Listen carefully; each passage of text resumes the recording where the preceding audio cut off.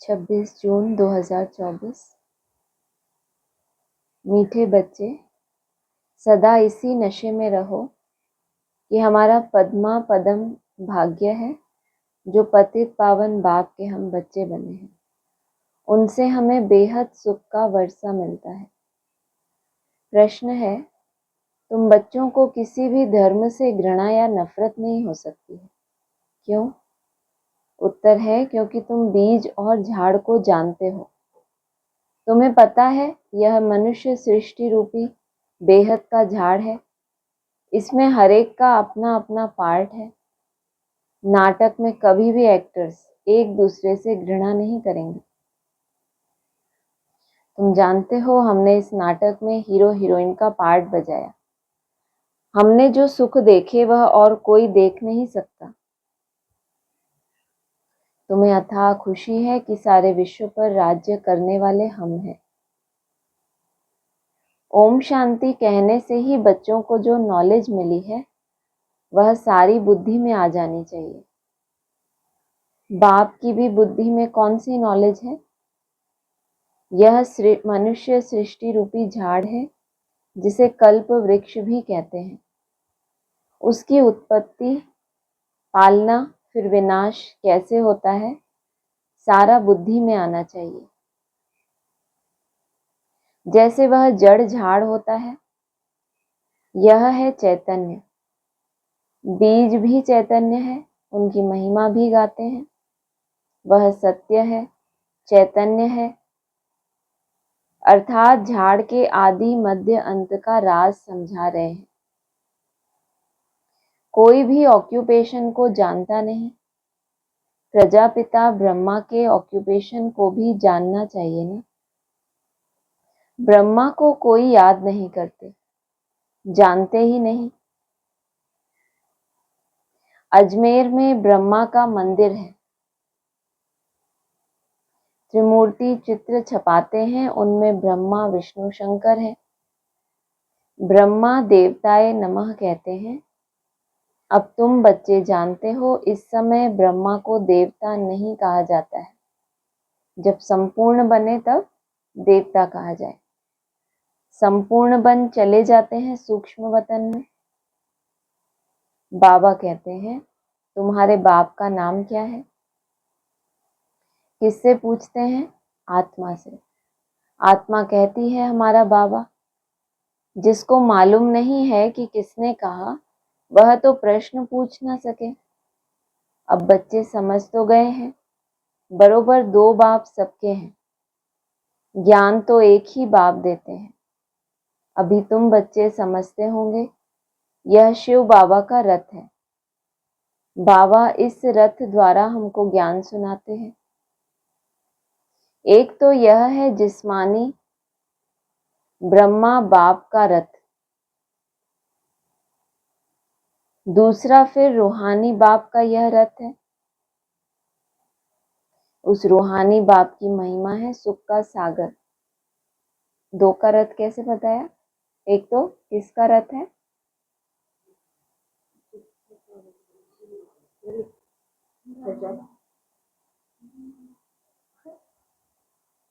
कहाँ गए थे सब लोग?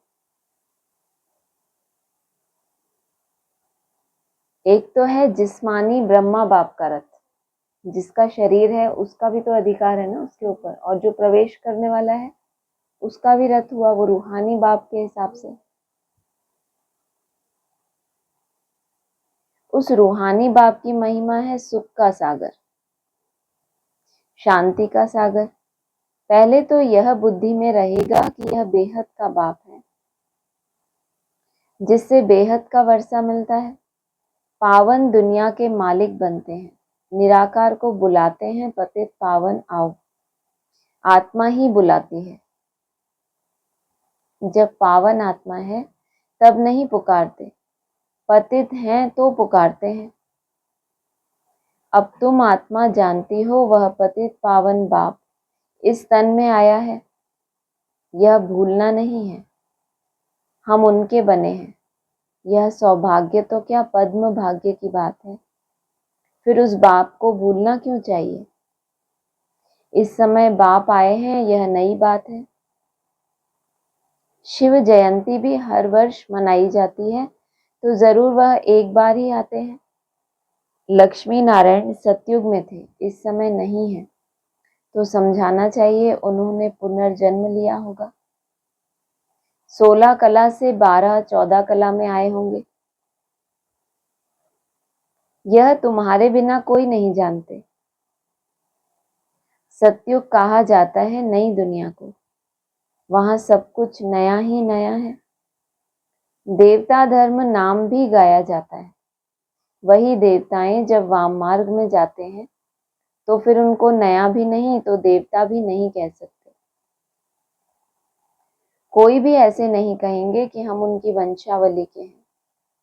अगर अपने को उस वंशावली के समझते तो फिर उनकी महिमा और अपनी निंदा क्यों करते। महिमा जब करते हैं तो जरूर उन्हों को पवित्र और अपने को अपवित्र पतित समझते हैं। पावन से पतित बनते हैं, पुनर्जन्म लेते हैं। पहले पहले जो पावन थे वही फिर पतित बने हैं। तुम जानते हो, पावन से अब पतित बने हैं। तुम स्कूल में पढ़ते हो, उसमें नंबरवार फर्स्ट सेकंड थर्ड क्लास तो होते ही हैं। अभी बच्चे समझते हैं हमको बाप पढ़ाते हैं, तब तो आते हैं ना, नहीं तो यहाँ आने की क्या दरकार है। यहाँ कोई गुरु महात्मा महापुरुष आदि कुछ नहीं है। यह तो साधारण मनुष्य तन है, सो भी बहुत पुराना है।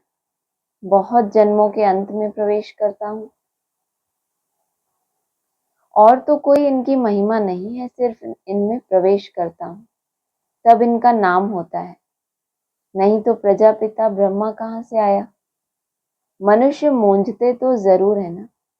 बाप ने तुमको समझाया है, तब तुम औरों को समझाते हो। ब्रह्मा का बाप कौन है।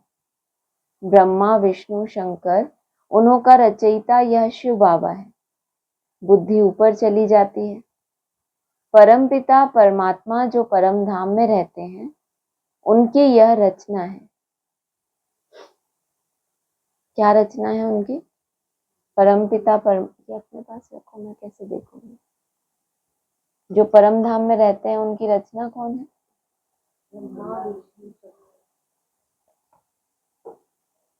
ब्रह्मा विष्णु शंकर का ऑक्यूपेशन अलग है।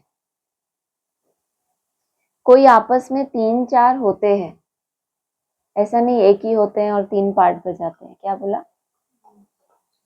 आपस में 3-4 होते हैं तो अपना अपना क्या करते हैं, सबका ऑक्यूपेशन अपना अपना होता है। तो प्रैक्टिकल में 3-4 होने चाहिए ना, 3 भी नहीं बोला। किसको कवर किया।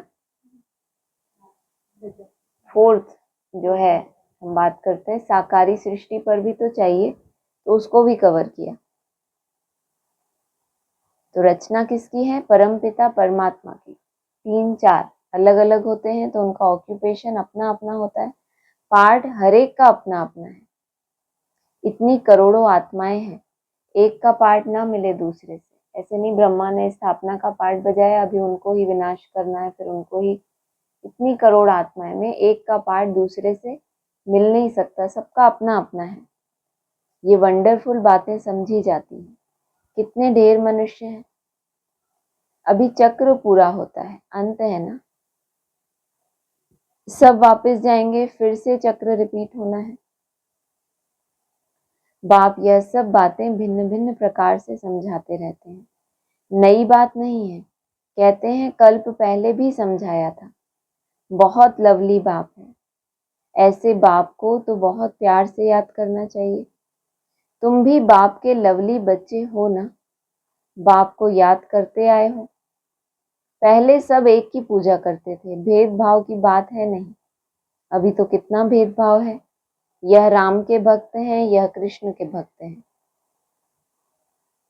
राम के भक्त धूप जगाते तो कृष्ण का नाक बंद कर देते हैं। ऐसी भी कुछ बातें शास्त्रों में है।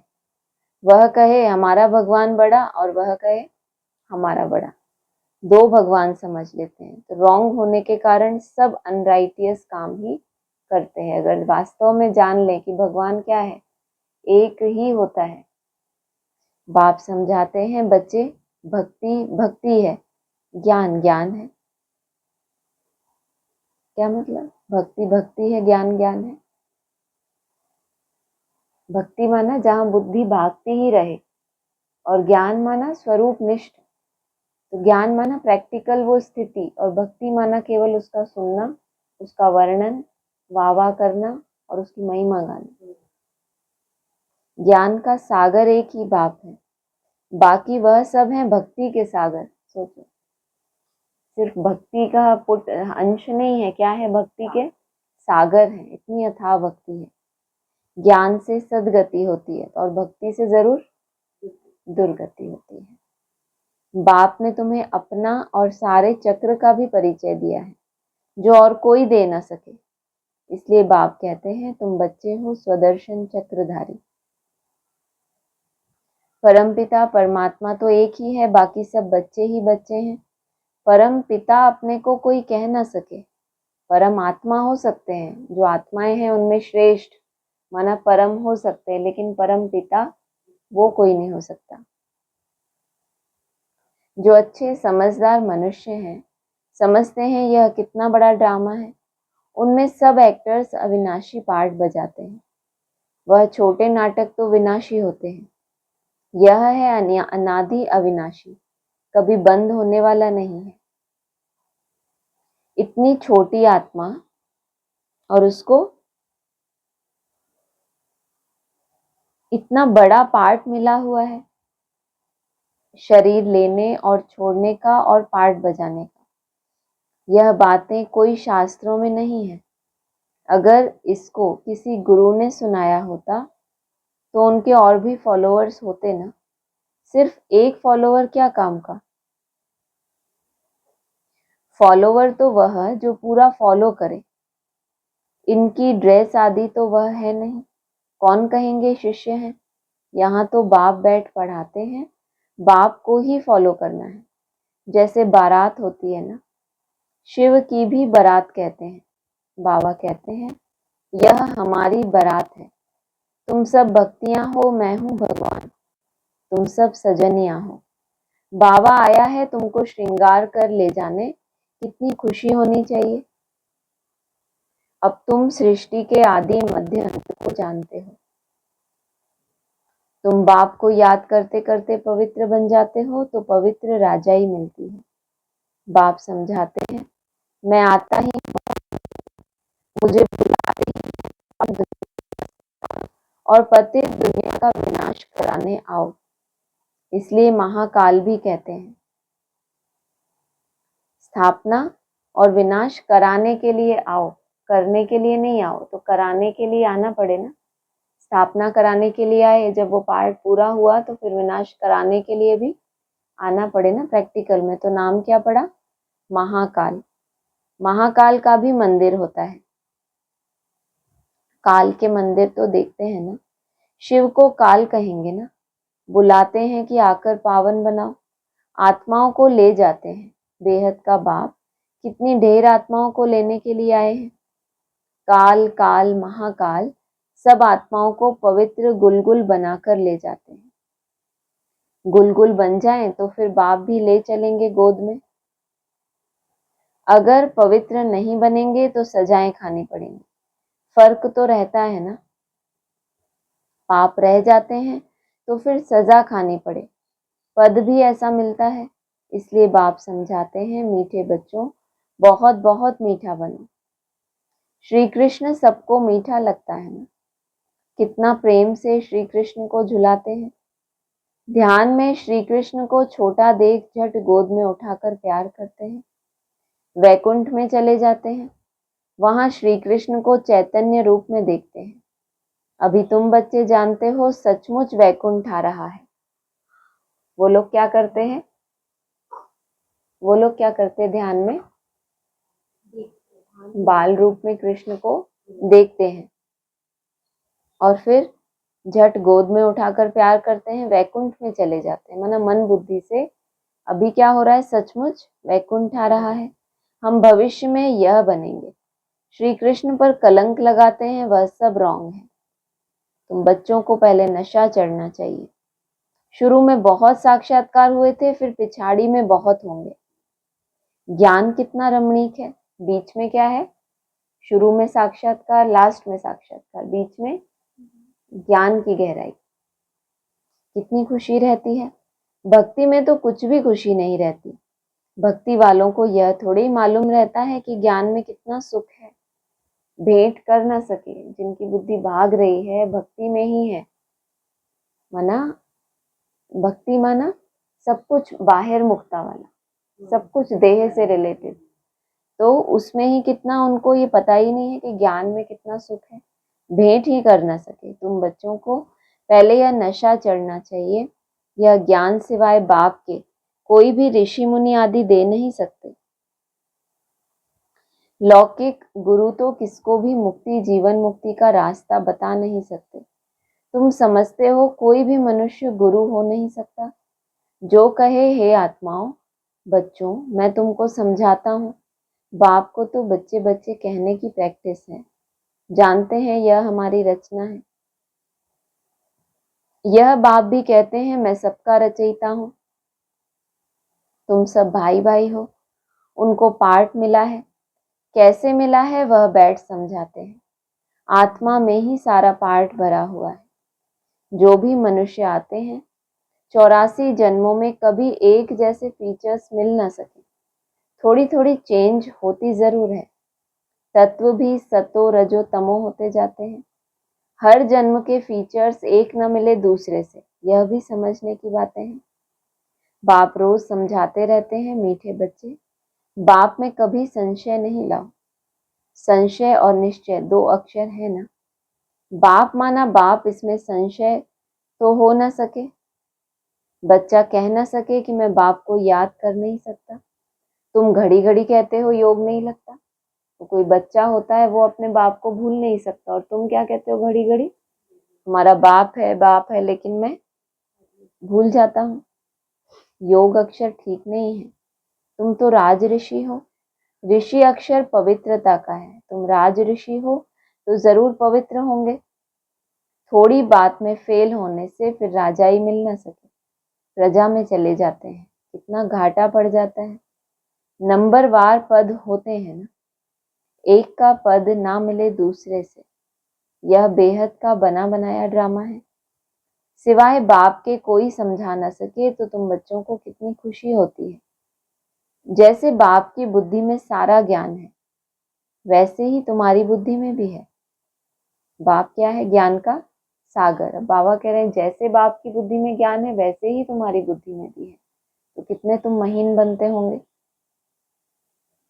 बीज और झाड़ को समझना है। मनुष्य सृष्टि का झाड़ है। इसके साथ बेनियन ट्री का मिसाल बिल्कुल एक्यूरेट है। बुद्धि भी कहती है हमारा आदि सनातन देवी देवता धर्म का जो थुर था वह प्रायः लोप हो गया है। बाकी सब धर्मों की टाल टालियां आदि खड़ी हैं। ड्रामा अनुसार यह सब होना ही है। इसमें घृणा नहीं आती। नाटक में एक्टर्स को कभी घृणा आएगी क्या? घृणा कब आती है? जब उस पार्ट को, किसी के भी एक्ट को हम रियल समझते हैं। जब समझें कि ये तो एक ड्रामा है, उसमें हर एक को एक पार्ट मिला है, किसी का ग्लानि करने का, किसी का महिमा का।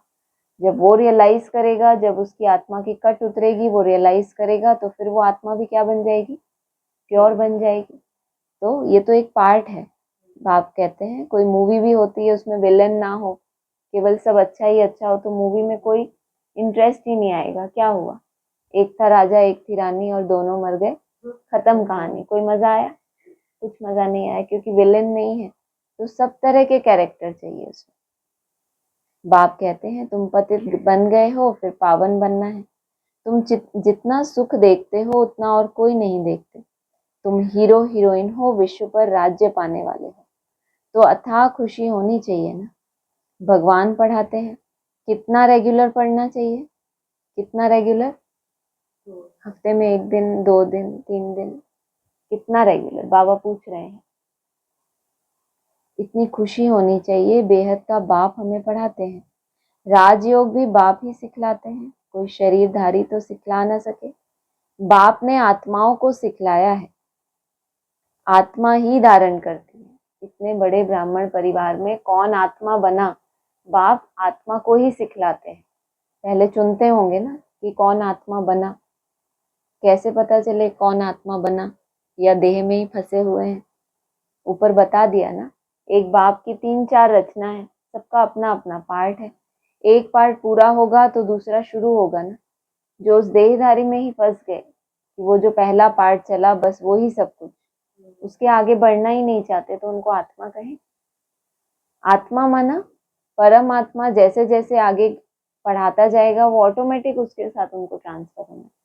अगर मन बुद्धि को एक से जोड़ा है, वो कहते हैं ना राम के भक्त कृष्ण के भक्त, तो राम और कृष्ण क्या हो गए? देहधारी। अगर केवल निराकार की ही भक्ति कर रहे होते तो कभी तामसी ही नहीं बनते, लेकिन राम के भक्त बन गए, कोई कृष्ण के भक्त बन गए, तो आपस में लड़ाई विरोध। अगर एक के ही आधार पे चले होते तो बाप बैठा है क्या ट्रांसफर करने के लिए उनको। तो बाबा कह रहे हैं बाप ने आत्माओं को सिखलाया है। ऐसी आत्माएं भी हैं जिनको बाप ने सिखलाया है, क्योंकि आत्मा ही धारण करती है। बाप एक बार ही आते हैं पार्ट बजाने, आत्मा ही पार्ट बजाकर एक शरीर छोड़ दूसरा लेती है। आत्माओं को बाप पढ़ाते हैं, देवताओं को नहीं पढ़ाएंगे। वहां तो देवताएं ही पढ़ाएंगे। देवताओं को कौन पढ़ाएगा?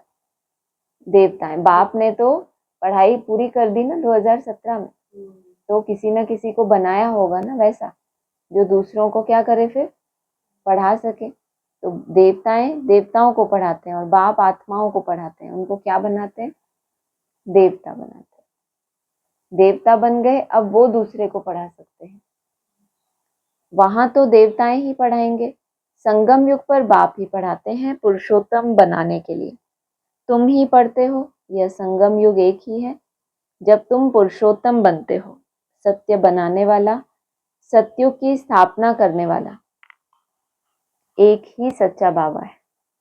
अच्छा, मीठे मीठे सिक्की लदे बच्चों प्रति माता पिता बाप दादा का याद प्यार गुड मॉर्निंग। रूहानी बाप की रूहानी बच्चों को नमस्ते।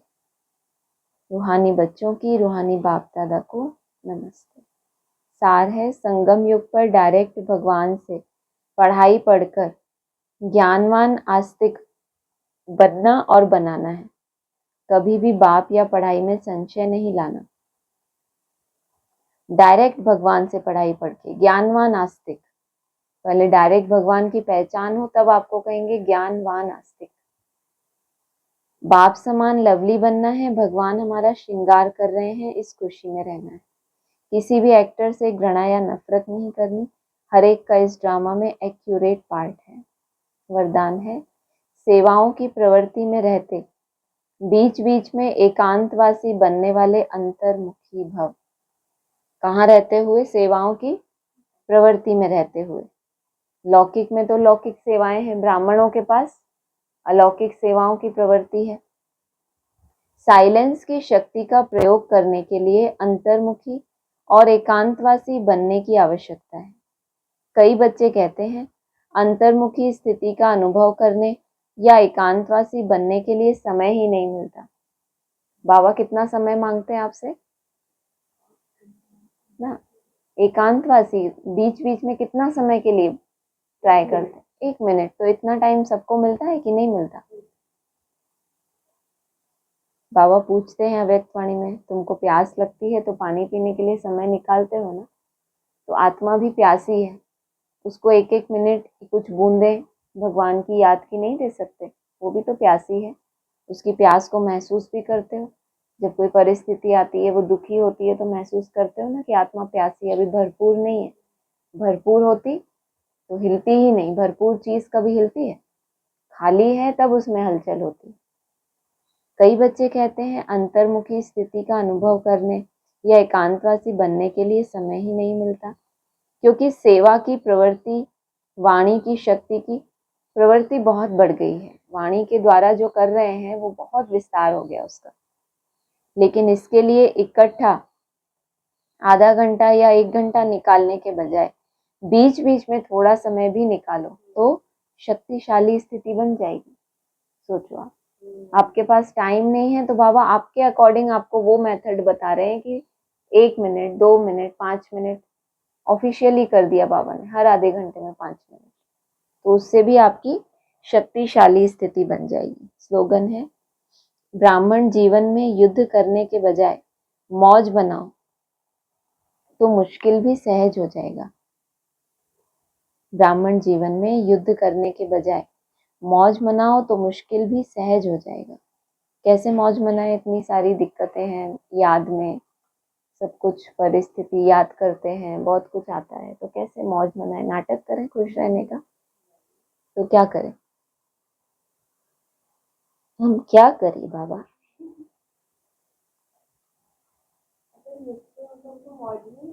लेकिन वो दिक्कत जो सामने है एकदम ऐसे,